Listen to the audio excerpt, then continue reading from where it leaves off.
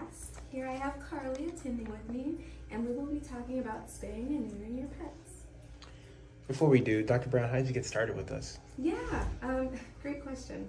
I externed when I was a fourth-year vet student during the clinical rotations, and I fell in love with everything the Houston SPCA had to offer. It's very rare you get to find one place that brings a lot of things together, and so the veterinarians here do surgery, they do ER medicine, which she came through the ER. They do barn things, and then there's just a lot of different variety of animals you get to see.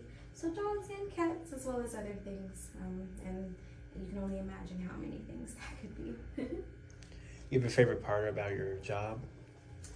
I think the favorite part is being able to see the cases kind of all the way through. And so, for example, her, who came in through ambulance, seeing her get spayed and kind of getting ready to go and find her forever home. Okay, now on to spaying and neutering. What are the primary benefits of spaying and neutering your pets? For sure. Essentially, main things include reducing the numbers of cancers or the likelihood of cancer. So for female dogs, mammary cancer, and female cats, mammary cancer tends to be a big one. In dogs that do develop mammary cancer, about 50% of them are malignant or like cancerous, the bad type. And for the cats, it's almost up to 90% sometimes. So being able to catch them and spay and neuter them before their first heat tends to help reduce those odds. Same concept with the males. When you're neutering them, they tend to reduce the risk of testicular cancer by doing so. Can spaying or neutering your pet affect their behavior? Good question.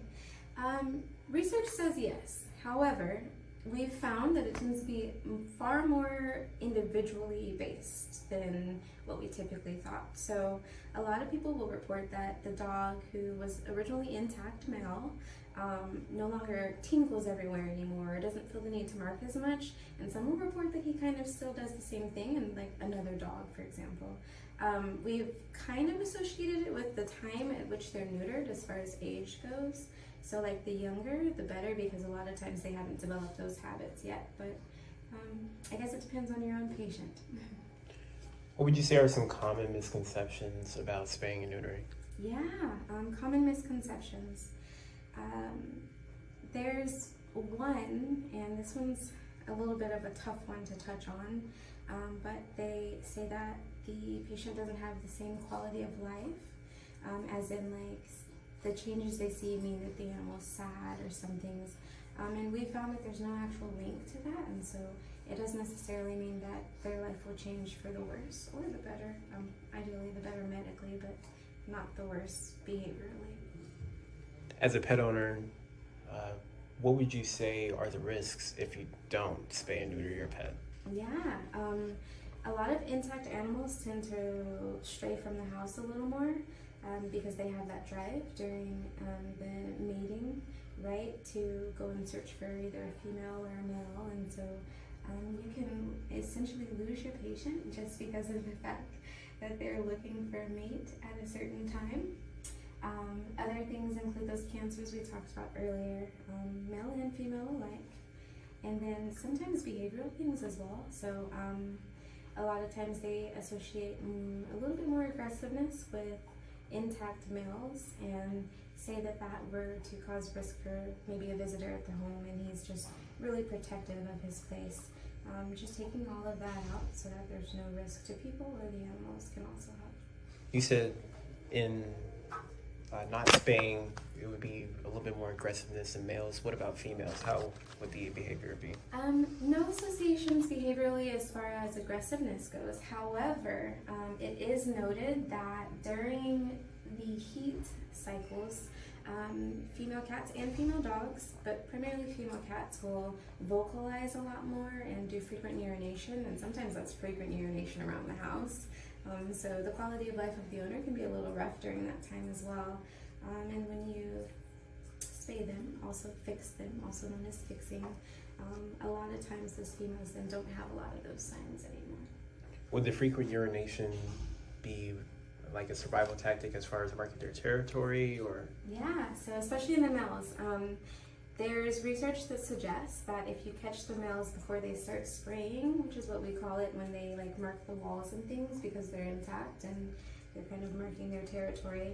If you catch a male kitten before he starts that, chances are he will never start it. But if he's already started it, then that's just something you have to see if he'll adjust if he's ever neutered. You just talked about catching a male before. When is the best time to spay and neuter? Great question. On average, you'll hear most veterinarians, the general consensus is about 4 to 6 months, with 4 being kind of the earlier and 6 being right about where everyone averages out at. But science has shown that you can do it as early as 8 weeks, especially in kittens and also in puppies.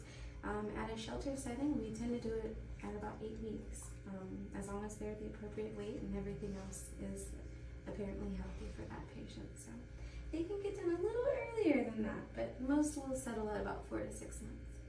So if I'm a listener just watching or tuning into the podcast, how can I go about getting my pet spayed or neutered at the Houston SPCA? Yes. Currently, we aren't actively spaying and neutering at the Houston SPCA ourselves at our wellness clinic yet. We hope to get to that point, and we're really working on it. But there are other low-cost clinics for which you can get spays and neuters done at what people would say is a better price, and it's highly variable. I bet you probably average about $300-ish or maybe $500. And then you could also go just to your primary care veterinarian, and they can definitely, for the most part, most of them will spay and neuter as well, probably for a different price, but you can find it there also. Are there any long-term health benefits associated with spaying and neutering? Yes. So some will say there are long-term health benefits, and some will say there are some long-term health concerns. And we can chat about both of those. The health benefits is that as long as you spayed prior to the first heat, the odds of them developing that mammary cancer or that testicular cancer are almost close to none. They're very small odds. Additionally, the chance of them straying a home and getting injured by trying to stray from home, as far as like getting hit by a car or attacked by another animal, also get a little lower, and so you kind of tend to have a happy, healthy animal that wants to stay at home, and so they stay a little safer. There are a few people who have a concern about the fact that we have seen a correlation with joint disease / orthopedic disease in fixed animals, but quite frankly, the pros outweigh the cons for spaying and neutering. So although there are a small amount of cons, the pros are far more important. How should a pet owner prepare their pet for a spay or neuter? Yeah, great question. So if it's an adult, most veterinarians will recommend fasting prior to the day of, and most veterinarians will also recommend blood work prior to the procedure as well, and that can be a week or 2 in advance, just to ensure that everything systemically looks really good on that patient.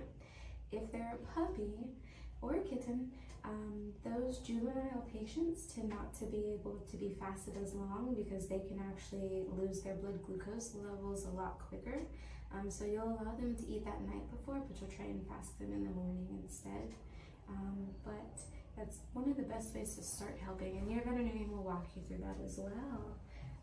And then the other thing would be kind of post-op care as well that we can talk about if you'd like. Yeah, so we can talk about the post-op care. I think him and I we would both love to hear about post-op. Perfect. Post-op it is. So the main thing is that you want to keep your pup quiet after surgery, or your kitten, cat, dog. You want to keep your patient quiet, and so giving them a nice cozy kennel area to lay in so that they're not running around, jumping, risking popping any of those stitches is really, really important. Additionally, you don't want to bathe them for about 10 days after the procedure, just so that the skin and all the other layers get a chance to appropriately heal before water messes with them. And usually, especially if there's stitches that were involved as far as the skin placement goes, you'll have to have those taken out, and that's usually about the 14-day mark. Every once in a blue moon, you'll have a patient that tries to get at their incision or nibble in the wrong places, and so A lot of times veterinarians will recommend something called an Elizabethan collar, and that's what we call an e-collar. Some people know it as the cone, but that would just prevent the animal from having access to that surgical site. Now, let's say I don't want to get my pet spayed or neutered. Financially, what could be the risks with that? Yeah, so say up front you hear $300 and you're like, oh, that's way too much. That's fair. But the reality is that as time goes, a lot of these diseases that happen because you didn't spay or neuter, or a lot of the issues that we see associated with intact animals tend to cost more. So although $300 can be a bit expensive up front, if you were to forgo that, you might be looking at grands of vet bills, hospital bills, emergency bills, whether that's for cancer, whether that's for injuries, that the animal obtained just by trying to get out and go find a mate. It can add up a lot quicker. What's he doing? What's he doing? Yeah. You're so cute. There's also, would you also say there's the possibility of having to financially take care of unwanted litters? Oh yes, there is a burden there, especially because I don't think people oftentimes think about how expensive it is. Just even to get them to the point of weaning can be quite more of an expense on the mom's side, because you'll need to maintain her so she has enough nutrition to feed those babies, even though you're not feeding them at that point. But then after the point of weaning, you now went from feeding just mom a mouth to feeding all the babies, whether that's wet food, dry food, and so it can incur costs. And then there's also, you essentially want to have a well-being area and all the different vaccinations and things that those puppies will need, dewormers, so on and so forth. It can get quite expensive if you have a litter. Are there any specific breeds that particularly benefit from spaying and neutering? Depending on who you ask, that'll go different ways. For example, there are certain breeds, like English bulldogs, for example, that are known to have complications due to pregnancy a lot, especially at the time of birth. And so spaying and neutering them, especially if there's no major need for additional puppies, right, can save a life, multiple lives, especially if there's complication and you can't get them to the ER fast enough. Other breeds, so yeah, there's probably more, but that's kind of one of the main ones that we say a lot.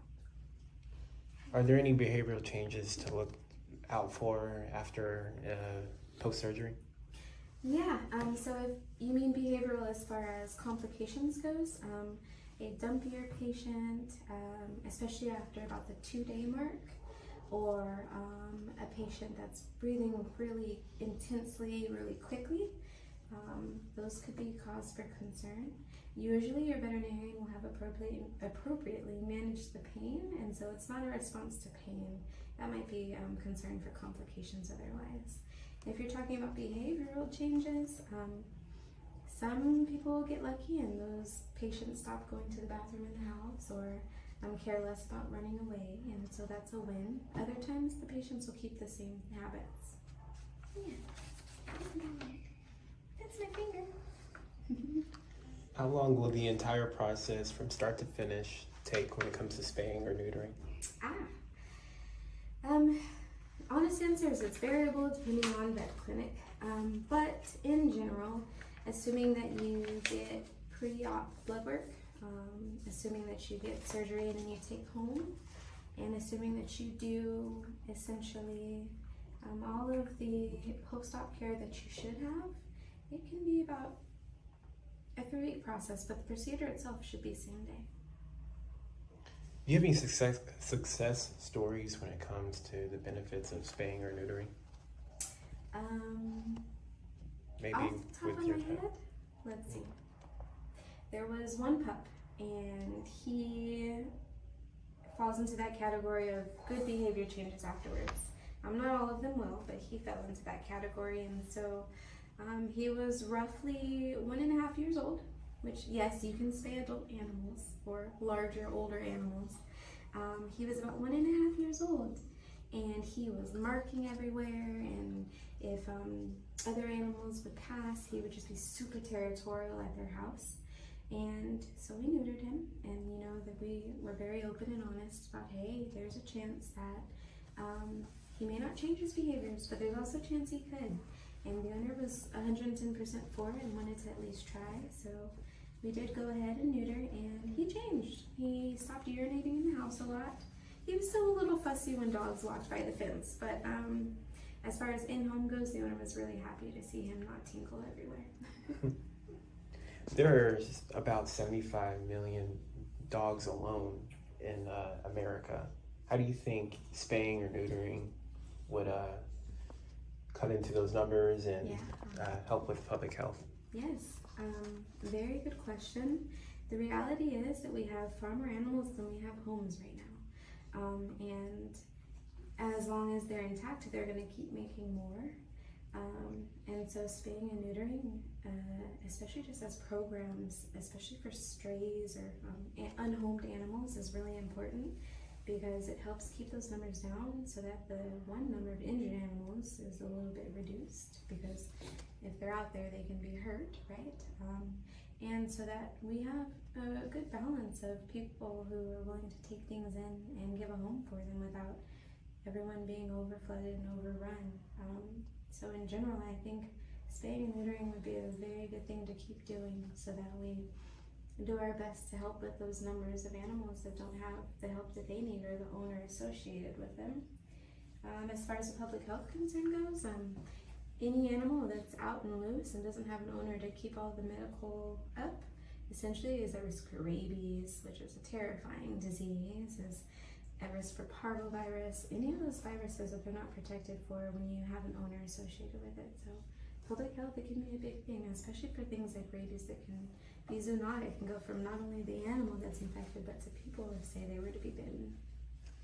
Members of unwanted litters often find themselves on the streets or, just wandering around, or injured or hurt, starved, and that's how they get to us. Isn't that right, Carly? Can spaying or neutering have any impact on a pet's relationship with their human family? We haven't seen any confirmed negative changes, but we have seen the quality of life for the owners improve, and then the relationship with the pet and the owner then improve as well. I'm kind of back to what we were talking about the pup who used to tinkle in the house all the time. The family was just much happier together, and the bond was a lot stronger after that changed. How can pet owners find resources or assistance for spaying or neutering their pets? Oh, very good one. There's resources readily available online. There's resources readily available in any of the vet clinics that would be in your area. There's hotlines that can be called. So there's plenty of different things. A lot of times, even neighbors who have animals who have gotten their patients spayed or neutered can also give you information as well.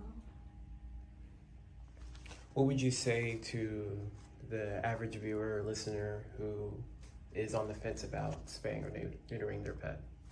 Yeah, I would say that the pros far outweigh the cons, and that not only would you be helping your patient, you'd be helping yourself, and you'd be helping kind of just the general public as a whole, and all those pups that are out there still waiting on a forever home.